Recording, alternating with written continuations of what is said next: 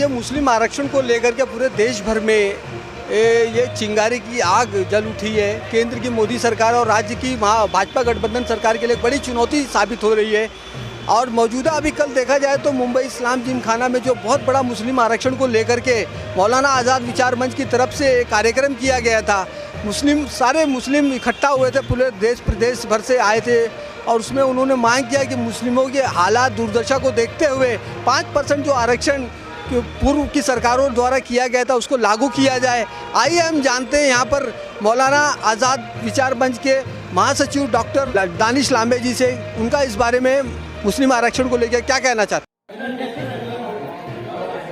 देखिए, मुस्लिम आरक्षण के कार्यक्रम में सबसे ज़्यादा एक ही बात मुद्दे को उठाया जा रहा है, मॉब लिंचिंग को लेकर के, लव जिहाद को लेकर के। आप मौजूदा हालात को देखते हुए किस नज़रिए से देखते हैं आप? देखिए, सबसे पहली बात तो यह है कि लव जिहाद नाम की कोई चीज़ ही नहीं है। ये एक ऐसा लव है जो इन्होंने बनाया है। जैसे उनकी बातें झूठी, वैसे उनके टर्मिनोलॉजी झूठी। ये लफ्ज़ न इस्लाम में है न इस दुनिया में था। ये सरकार ने आने के बाद इसको पैदा किया। रही बात मॉब लिंचिंग की, तो मॉब लिंचिंग के खिलाफ कायदा आना चाहिए, ये हमारी डिमांड है। और मॉब लिंचिंग खाली मुसलमानों की नहीं, मॉब लिंचिंग किसी भी समाज के, किसी भी इंसान की अगर होती है तो उसके खिलाफ सख्त से सख्त कार्रवाई होनी चाहिए।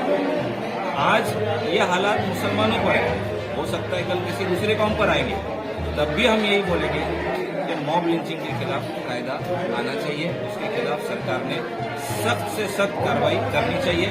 सिर्फ मॉब लिंचिंग नहीं, बल्कि जो झूठे इल्जामात लगाकर, जैसे सोशल मीडिया के ऊपर फेसबुक और इंस्टाग्राम के अकाउंट्स को हैक करके मुस्लिम बच्चों के प्रोफाइल से कुछ कंट्रोवर्शियल पोस्ट करना और फिर बाद में उनको पकड़ के मारना, जान लेना, ये लिंचिंग से भी ज्यादा बुरा षड्यंत्र और बुरी प्लानिंग का हिस्सा है।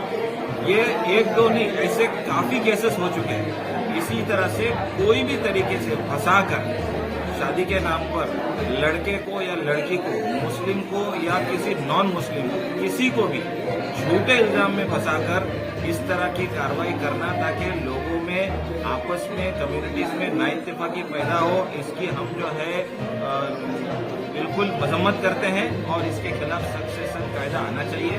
और इसी तरह जो लोग दंगे भड़काते हैं उन लोगों के खिलाफ भी हम बिल्कुल जोर से कह रहे हैं कि उन लोगों के खिलाफ भी फास्ट ट्रैक कोर्ट होना चाहिए, जिसमें अगर कोई मजलूम है, बेगुनाह है, तो उसको इंसाफ मिलना चाहिए, और अगर कोई जालिम है और गुनहगार है तो उसको सजा मिलनी चाहिए।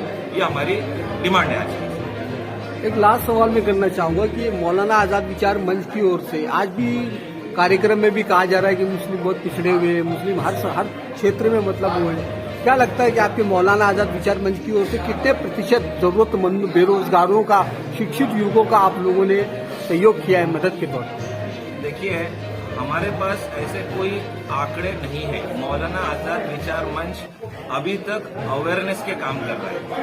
अवेयरनेस के काम का मतलब डायरेक्ट इमदाद देना, ये एक अलग कार्यक्रम है जो करते हैं हम, लेकिन इनडायरेक्टली हम इस परिस्थिति से कैसे बाहर निकले उसका इंफॉर्मेशन देना, ये बहुत अहम चीज है और हम ये कर रहे हैं। जैसे अगर किसी जगह पर बार बार रोड पर एक्सीडेंट हो रहे हैं तो एक्सीडेंट हो जाने के बाद मदद करने के लिए कोई टीम लगाना, ये एक अलग काम है।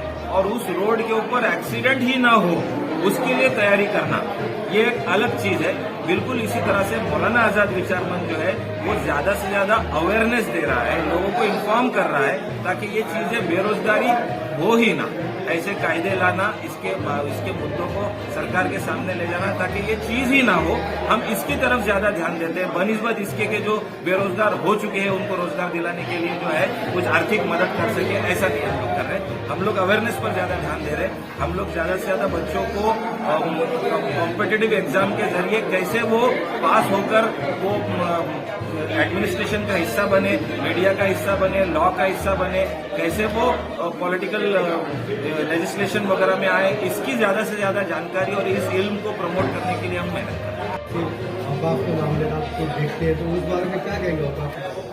देखिए, ये हमारा 11 पॉइंट का जो लेटर आपके सामने दिया हुआ है उसमें वक्फ के बारे में भी बोला हुआ है, और ये जो वक्फ के मामलात है उस पर भी बहुत जल्द से जल्द कार्रवाइयाँ होनी चाहिए।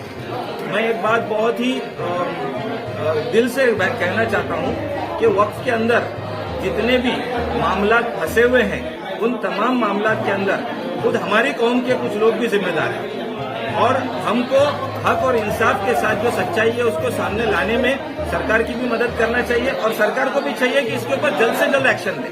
दोनों तरफ से जो है अगर बात आगे बढ़ाएंगे तो इतनी बड़ी तादाद में जो हजारों एकड़ में जो हमारी जमीनें पड़ी हुई है और उसके जरिए जो हमको रेवेन्यूज होना चाहिए एज ए कम्युनिटी वो नहीं मिल पा रहा है। तो इसके लिए लोगों को भी थोड़ा आगे आना चाहिए अपने तौर पर, और सरकार को भी कुछ अच्छे कायदे कानून लाने चाहिए। तालीम को लेकर जितनी बात करें, अगर तालीम में जो है ये स्कॉलरशिप जो है इस पर जो है वालदेन की काफ़ी ज़्यादा जोर है, तालीम की स्कॉलरशिप के मामला आप क्या कहेंगे, क्या आपका स्कीम मांग रहे हैं? देखो, पिछले 10 साल से हम वेरियस अलग अलग संगठनों और तंजीमों के जरिए से स्कॉलरशिप का, मुफ्त एजुकेशन का, आरटीई का और मुफ्त इलाज का काम करते आए हैं। मैं अगर मुस्लिम समाज, आज मुस्लिम हक परिषद है इसलिए सिर्फ मुस्लिम समाज के मुद्दों पर बोल रहे हैं, अगर हम इसकी बात करें तो हमको ये सारी चीजें सरकार से लेने के लिए सबसे पहली चीज जो हमको जरूरत है वो हमारे अपने डॉक्यूमेंटेशन को दुरुस्त करना और उसको सही बनाना। अगर हम इसकी तरफ ध्यान देंगे तो स्कीमें आती जाती रहेगी। अगर स्कीम बंद हुई है तो हमारी मांग है कि दोबारा आए, और हम जब उतरेंगे मैदान में मांगने के लिए संवैधानिक तरीके पर तो दोबारा हमारे को स्कॉलरशिप मिल जाएगी, ये चीजें आ जाएगी और आनी चाहिए। यही लेकर हम आज मैदान में आए थे, लेकिन हमारी तरफ से भी हमारे को अपने डॉक्यूमेंटेशन दुरुस्त करने की जरूरत है, और हम मौलाना आजाद विचार मंच से या हमारी दूसरी दीगर तंजीमों के जरिए से इसकी हर साल कोशिश करते रहते हैं। तालीम महीने में खासकर जज ग्राम को काफ़ी दुश्वारी आते हैं, चाहे यहाँ से मुंबई से मामला निकल, मुंबई से काफ़ी ज़्यादा इस बार जो है महंगा हो गया था, जबकि नागपुर औरंगाबाद से जो देखा जाता हाजी जो 70,000 रुपये से जा रहे थे। इस मामले को भी क्या आप बताएंगे? जी बिल्कुल उठाएंगे। जो महंगाई हो गई है तो महंगाई मुद्दा है ही है, महंगाई तो सब जगह आई है। महंगाई को खत्म करने के लिए अलग मंच, अलग फोरम है, उसके ऊपर जो है बोलने के लिए हम लोग दूसरे मौके पर इस पर सामने आएंगे। रही बात कि हाजियों के मामले के लिए, तो हमारी ये कोशिश है, हमारी ये अलग तरीके से हमारी और भी मेहनतें रहेगी कि हज का सफर जो है ज्यादा से ज्यादा आसान हो और कम से कम खर्च हो।